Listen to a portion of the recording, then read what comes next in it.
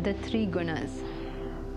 The three gunas are a great contribution of Vedanta to world thought. It's the only literature that has this particular classification of the human personality. There can be, of course, various classifications, but this one is particularly important to us because it just shows us what is right and what is wrong. Very specifically, it shows us that.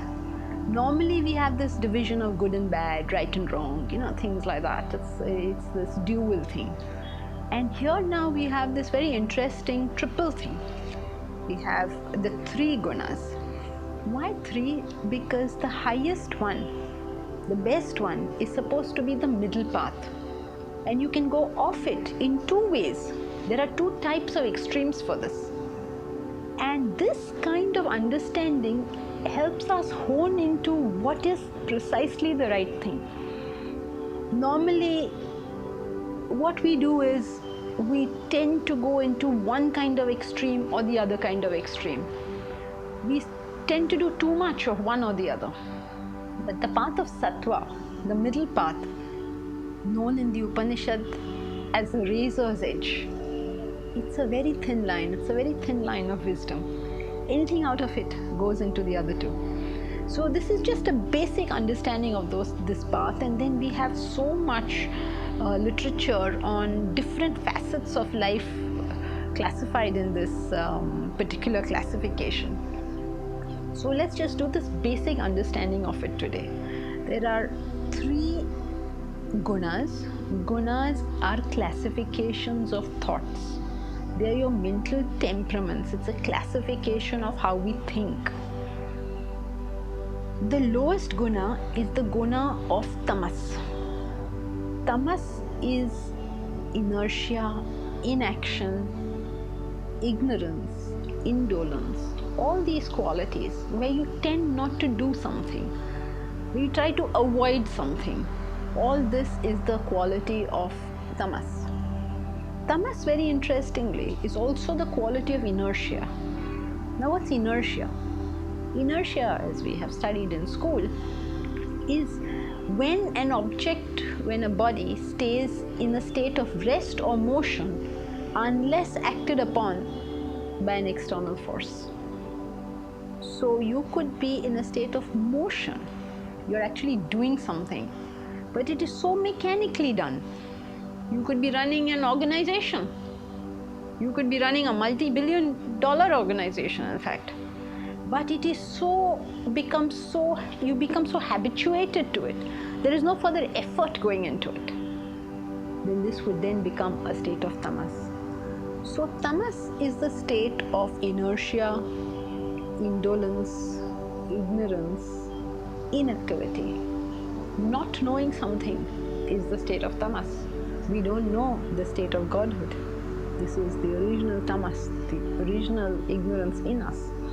So tamas is the lowest state of existence, where a person is indifferent, he doesn't care, he doesn't put in effort, and because of his negligent and careless attitude, he is fairly calm and relaxed in life.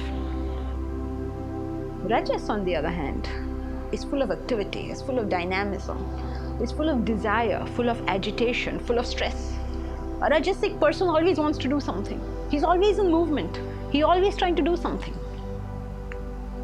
Because he's always in this activity, he is always mentally stressed. He's consumed by his desires. He gets negative thoughts because of his desires. So one extreme of life is people who don't do anything and they're relatively calm.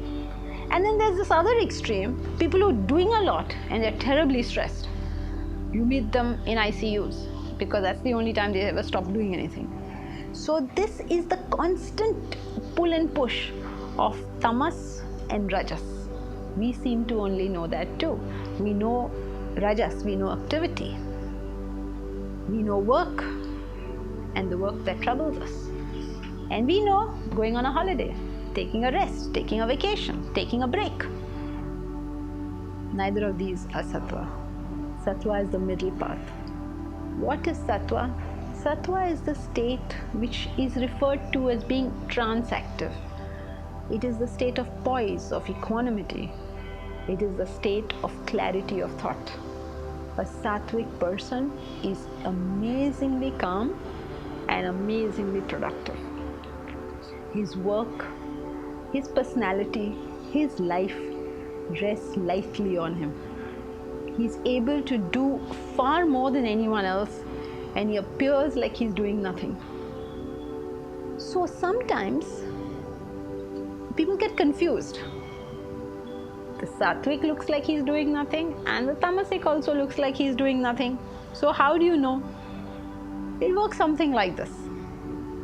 A fan which is not moving appears non-moving. When it starts moving, this is the state of rajas. When it's not moving, it's in the state of tamas. When it starts moving, you can see the movement. This is the state of rajas. But when it's moving at full speed, it appears stationary again. That's the state of sattva. So a man just sitting under a tree anywhere in India, dreaming, just wasting his time, smoking his bidi. He's sitting down doing nothing, looking into vacant air. Maybe Einstein, sitting in his home, is also looking into vacant air. Externally, they both look the same. But that man under the tree is not going to produce anything at the end of all his sitting. But Einstein could change the face of physics. So sattva is that capacity to work, but with so much peace.